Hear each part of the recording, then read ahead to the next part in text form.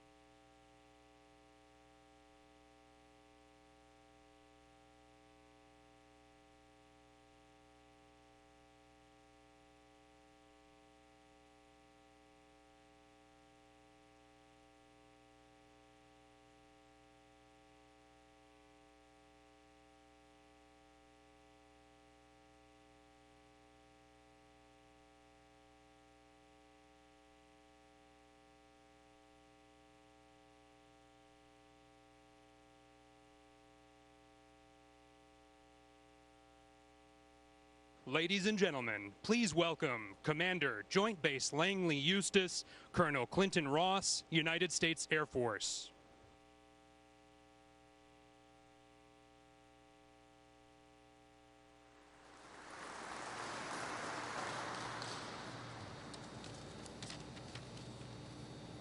Good afternoon. As you heard, I'm Colonel Clint Ross, Installation Commander for Joint Base Langley Eustis. Let me start off with a huge thank you to our distinguished guests and the airmen and soldiers who are here today for this special event. I would also like to take a moment to thank the staff and the service members who made this visit possible. Your efforts are not unnoticed or unappreciated in making this a very special event for our First Lady and President. And now, please join me in welcoming Mrs. Brittany Bean and her family, spouse of Major Nathan Bean, who's currently deployed, our First Lady, Dr. Jill Biden, and our Commander-in-Chief and 46th President of the United States, Joe Biden.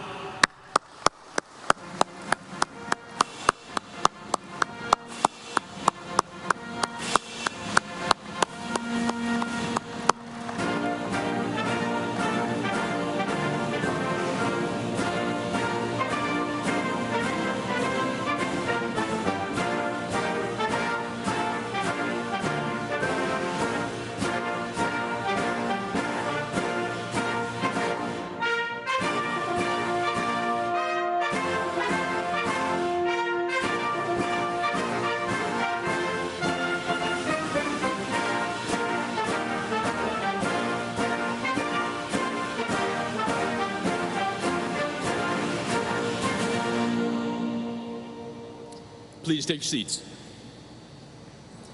Early in the Obama administration, I had the pleasure of working with then Second Lady Dr. Biden, and I can attest firsthand to her sincere passion about our service members and their families. From Wounded Warrior events, Gold Star family recognition, and the Joining Forces initiative, she has been a devoted advocate to those who serve and have served. It is now my sincere honor to now welcome First Lady Dr. Jill Biden. Ma'am, it's a pleasure to see you again, and the stage is yours.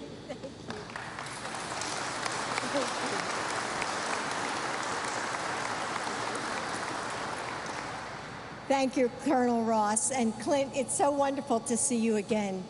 You know, when our paths last crossed, as Clint said, you were serving in the White House military office, and the Obama-Biden administration was just getting started.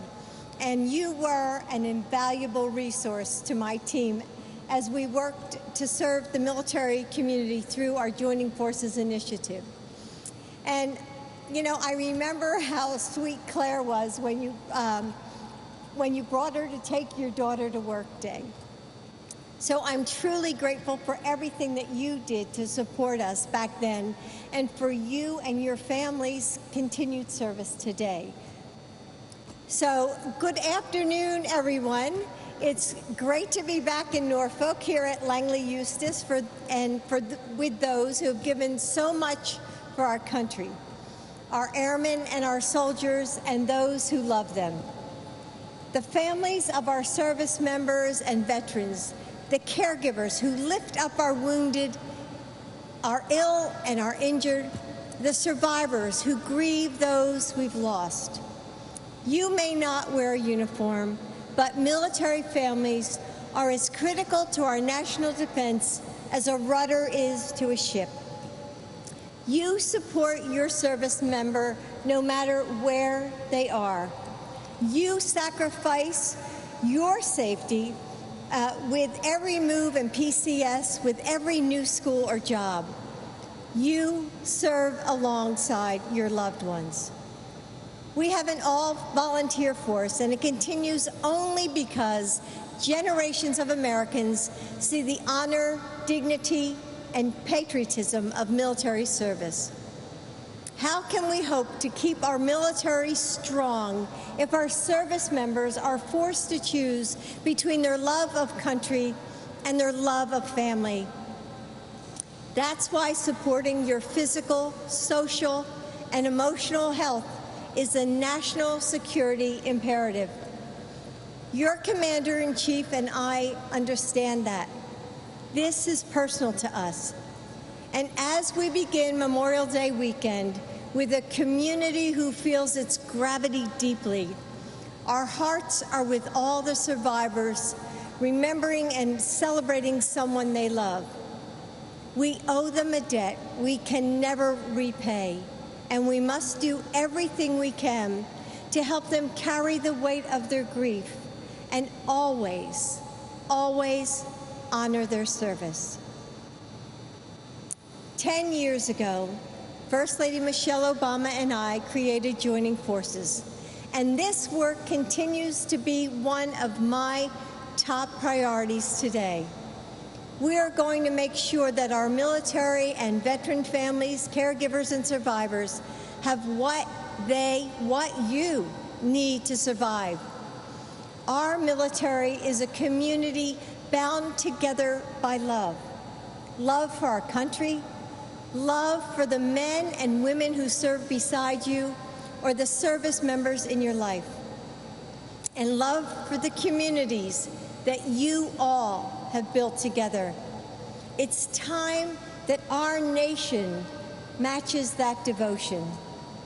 May God bless you all, our troops and their families. And now, I'm excited to welcome our next speaker, Brittany Bean. In addition to being a mom of 3, a veteran herself, and a fellow teacher, Brittany has navigated much of this pandemic while her husband, Major Nathaniel Bean, is deployed to Afghanistan.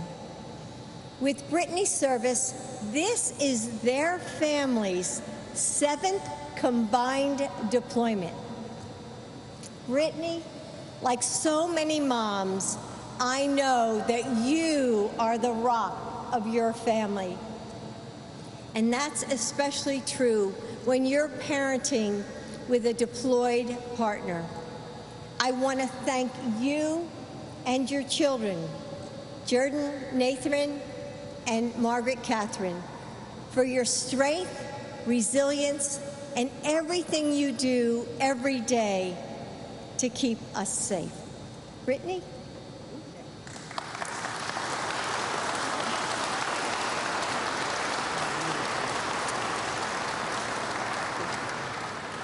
Ladies and gentlemen, good afternoon. I am Brittany Bean, and these are my well-behaved, yay, and adorable children, Margaret Catherine, Nathan, and Jordan. My husband, Major Bean, is overseas in Afghanistan. He has been gone for 6 months, and he will return in about 6 more months, about in time for Christmas. On this Memorial Day, we are asked to honor, remember, and mourn those airmen, servicemen, and women who have paid the ultimate sacrifice in the performance of their duties home and abroad. As a veteran myself and spouse to a service member currently serving overseas, I am all too aware of the cost these young men and women are asked to bear, as is President Biden, who has suffered a loss of his own. Some of you listening to my voice right now have also suffered a loss. I'd like to extend my external and internal gratitude, however willing to protect the American dream, to keep our nation a beacon of democracy and hope to others. It comes with a great sense of honor and pride.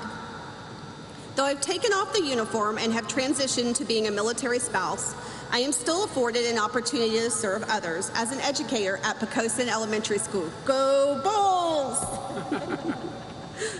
Thanks to programs like the CARES Act. However, as most educators know, not all lessons are retained to the confines of the classroom.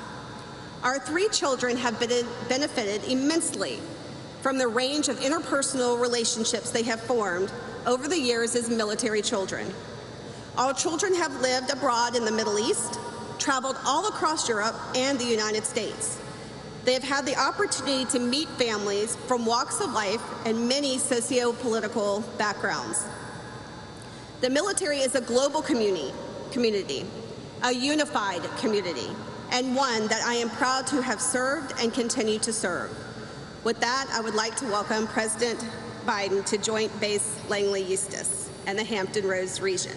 But first, when you were elected, my husband said I got to shake the hand of the president. You gave his commissioning speech at the 2009 Air Force Academy graduation. And I said, I actually get to shake the president's hand. I win, don't you agree? Thank you.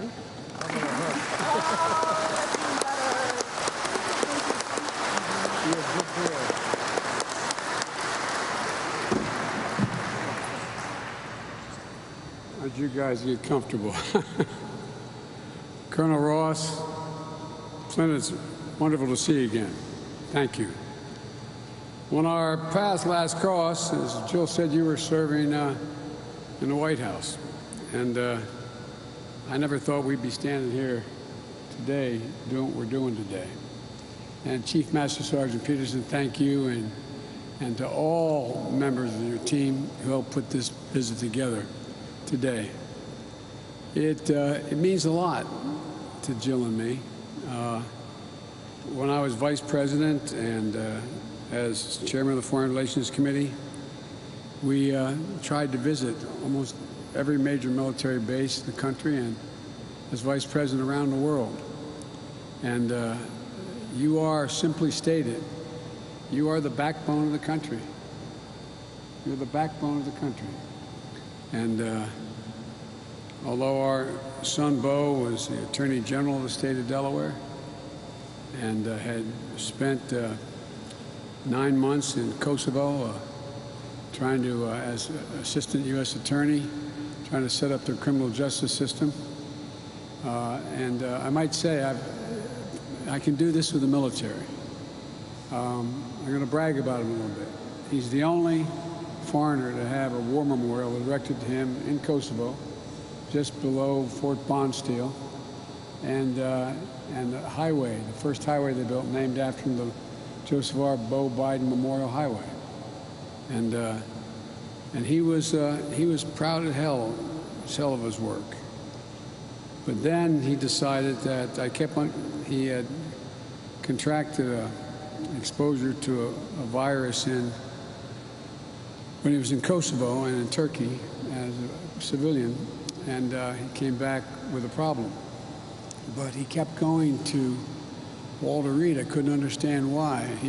They finally found, it's called ankylosing spondylitis. They finally found a cure, prevented him from having what they call bamboo spine. But he kept going back. I couldn't understand why. I thought I knew why. But Gov, he went back because he was trying to get an exemption to be able to join the United States Army.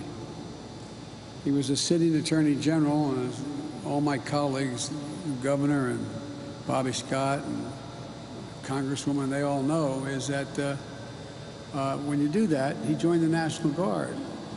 And his unit deployed, and he wanted to deploy to Iraq with them. So he literally had to give up his seat temporarily. He could not have any business done, as you National Guard folks know. You can't do any business with the state if, in fact, you're now federal property. And so he gave up the seat and had the courage to appoint the fellow who had been the Republican Attorney General as Attorney General while he went. The proudest thing he ever did. Proudest thing he ever did. And he spent a year in Iraq. And it was one of the great honors of his life to do it. Won the Bronze Star, the Conspicuous Service Medal, and other awards, like many of you have. But he never, ever talked about it. I remember we had an event at the White House. I shouldn't be talking so much about my son, but I'm not going to apologize for it. We had an event for Iraqi veterans at the White House. And the president, without telling me or Jill, invited Bo to be there with another 75 soldiers and sailors and airmen. But he wouldn't wear any of his decorations. And General Ordiano called him, he served under him, and said, put them on now. Swear to God. Walking out of the VP residence, he wouldn't put them on until then. That's the first time I ever saw the Bronze Star on him. What I'm telling you that is like a lot of you. You do your duty. You don't expect anything for it except get a little respect. It deserves so much more. It deserves so much more. And, I'm honored to be joined today by Governor Northam and by two great representatives of the Commonwealth, Congressman Laurie and Congressman Scott. And I want to thank you for all that you do to represent these service veterans, because they're devoted to you. Their family members, the caregivers, survivors will call Virginia home. I'm especially honored to share the stage with Brittany and Jordan and Nathan and Margaret Catherine. I love those barrettes in her hair, man. I tell you what, and look at her. She looks like she's 19 years old, sitting there with her, like a little lady with her legs crossed. Brittany, you're doing triple duty as a veteran, a military spouse, and a teacher. And kids, thank you for being there for your mom. I can remember all those times, and all of you remember the spouses when your husband or wife are deployed. Every morning you wake up, you say that little extra prayer while you're drinking your coffee. You just spend a little more time wondering. And, you make up 1% of the population. You're defending 99% of the rest of us. And we owe you. But you do your job so gracefully, you hardly ever say anything about what you're doing. But it matters. It matters to your families for that time we're sitting across from an empty chair at the kitchen table, the dining room table, for those birthdays or Christmases or holidays where they're gone. You know, there's a famous English poet who said, "They also serve who only stand and wait." Also serve, only stand and wait. I know Major Bean, having been deployed to Afghanistan during the pandemic, has only made everything much harder during the pandemic. I want to thank you so much, your entire family's service to our country. You're all incredible. You so underestimate how important you are. There's nothing that Jill and I enjoy more than spending time with our troops here and abroad. You're stationed here in the United States or deployed around the world. I've been in and out of Iraq and Afghanistan over 25 times. And I've seen, I wish everyone could see what you do when you're there. I wish they could see every day how you saddle up, how you jump in that cockpit. Just see, no, you're just doing your job. Not to mention all the troops I've had a chance to visit in the Middle East and Europe and the Indo-Pacific region. We've traveled all over. Jill's traveled all over with me on her own visits to service members in Iraq. I think she's the only second lady ever to go in the middle of a war zone because she wanted to be there and see it.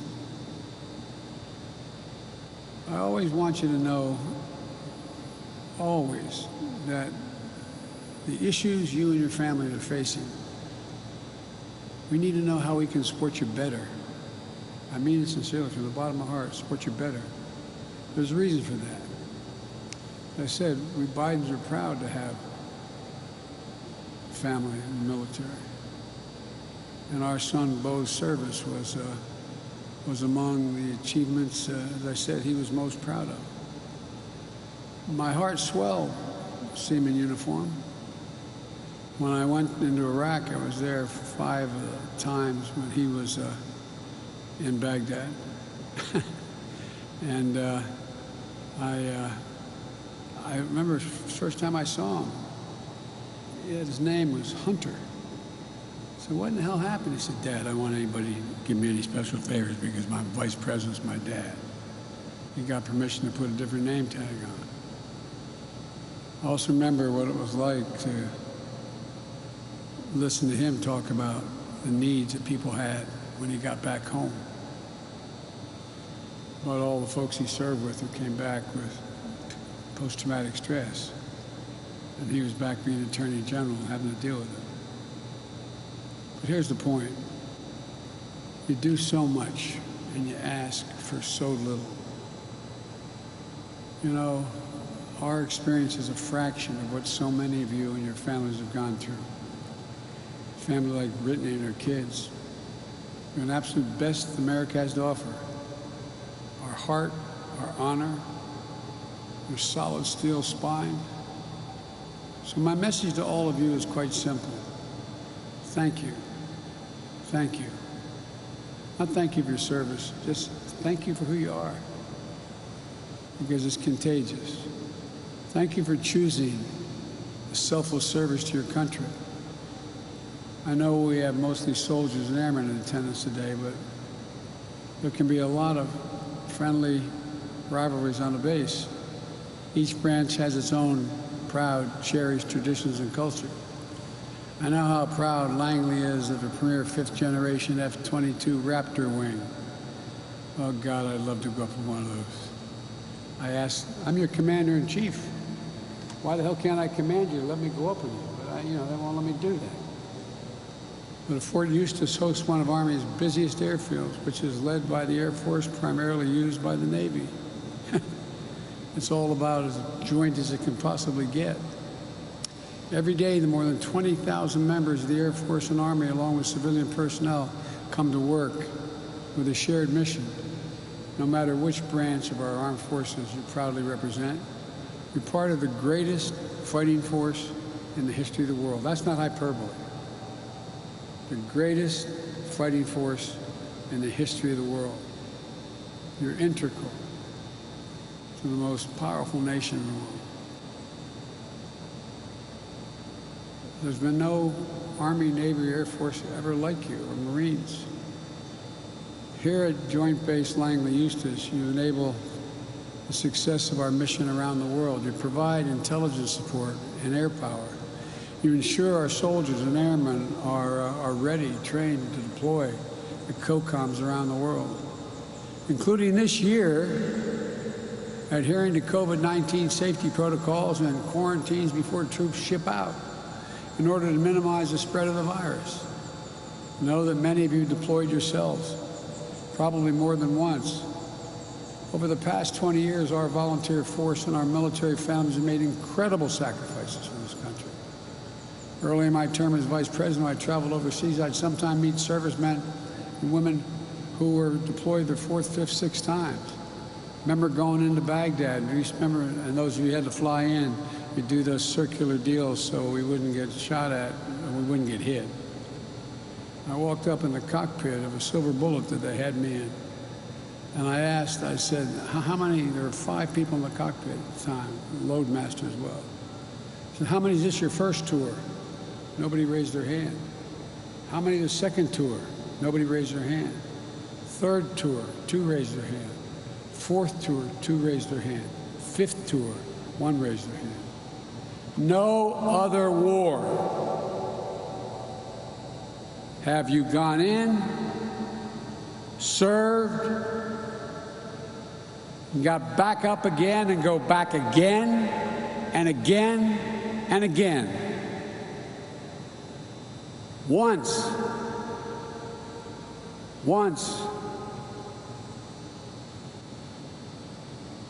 wiping the blood off a seat-em-up armor Humvee is enough to get you focused. Then to saddle up next time and go back and back again. You're incredible. You're incredible. The country, they owe you, and this time they're more appreciative. In my generation, you didn't come home and get off an airplane in a uniform in an airport coming back from Vietnam. People treat you with respect, but they have no idea the sacrifices you make in theater. As we get close to bringing down the longest war drawdown in American history, our troop presence in Afghanistan, I want to recognize the significance, too, of what all of you, the United States Armed Forces, have accomplished in the past 20 years.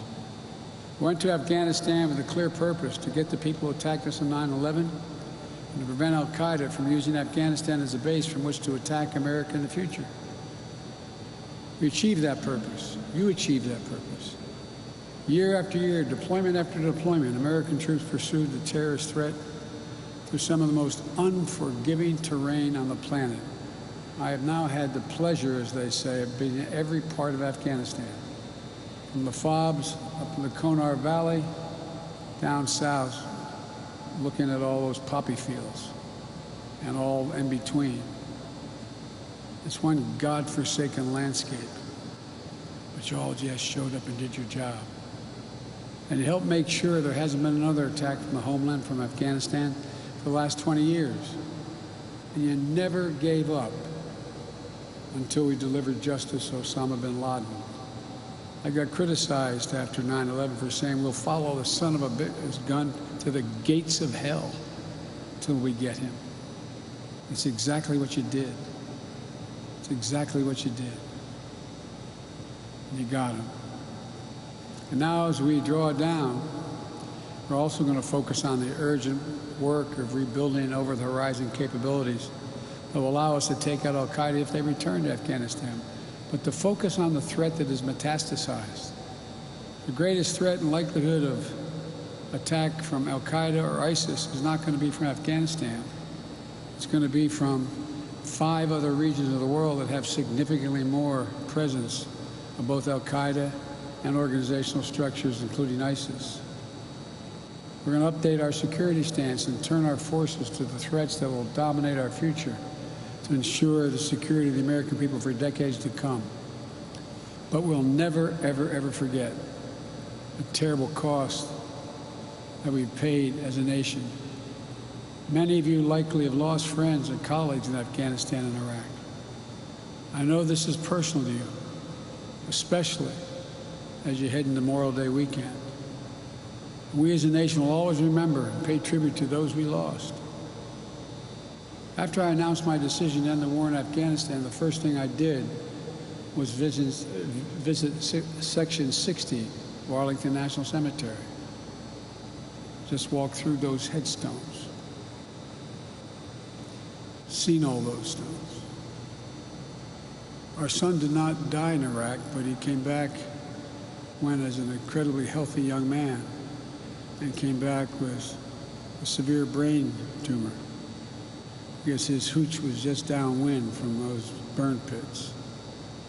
I don't know if that's the reason, but he came home. It was just a matter of how long he lived. I still carry with me every single solitary day. I have my staff for since the war began. I have my schedule. In the back of my schedule, it says U.S. Daily Troop Update. U.S. troops died in Iraq and Afghanistan, 6,927, not over 6,000. Total fallen angels across the board, over 7,000. Every one of these lives lost is a tragedy. An empty seat at the dinner table. A missing voice at the holidays. Every one of them left behind a whole community. Not just one, a whole community. We can never repay that debt. But I promise you this, to all the Gold Star families across the country, we will never, ever, ever, ever forget. Each year, Memorial Day offers us a chance to reflect on the enormity, the sacrifices that generation after generation of Americans has made, and the responsibilities that we bear, citizens bear in return. I've said many times, it used to get me in trouble 25 years ago, 30 years ago in the Senate. So America has many obligations. We only have one sacred obligation. Obligations to our children, to the elderly, and so many more things. Only one sacred obligation. It's to prepare you when we send you into harm's way with everything you need. Care for your families when you're gone. When you come home, care for you and your families and the needs that may be a consequence of the war. We owe it. We owe it to you. We particularly owe it to the memories to affirm the very best of what America stands for, to uphold honor and democratic values that are the foundation of the strength of this nation. You know, I sometimes get criticized for saying what I deeply believe, having done this for the bulk of my life. We're in a battle between democracies and autocracies. The more complicated the world becomes, the more difficult it is for democracies to come together and reach consensus. I've spent more time with President Xi of China than any world leader has. For 24 hours of private meetings with him, with just an interpreter. 17,000 miles traveling with him in China and here. He firmly believes that China, before the year 3035, is going to own America, because autocracies can make quick decisions. But America is unique. Of all nations in the world, we're the only nation organized based on an idea. Every other nation you can define by their ethnicity, their geography, their religion, except America. America is born out of an idea. We hold these truths to be self-evident, that all men and women are created equal, endowed by their Creator with certain inalienable rights, including life, liberty, etc. None of you get your rights from your government. You get your rights merely because you're a child of God. The government is there to protect those God-given rights. No other government's been based on that notion. No one can defeat us except us. It's an idea that a generation of patriots have fought and died for it and defended. I know that's a conviction that each and every day you all share. That's why you joined up, why you run around danger and duty calls. It's my greatest honor. It should not surprise anybody. It should be anybody's greatest honor in all of life to be able to serve as your commander-in-chief. No greater honor. So thank you. Thank you, thank you, thank you for spending this time with me today. And thank you for your commitment to our country. Because without you, as I said, I'll be end where I began. You are the spine of America. The spine. I can't tell you how much it matters. I think you underestimate.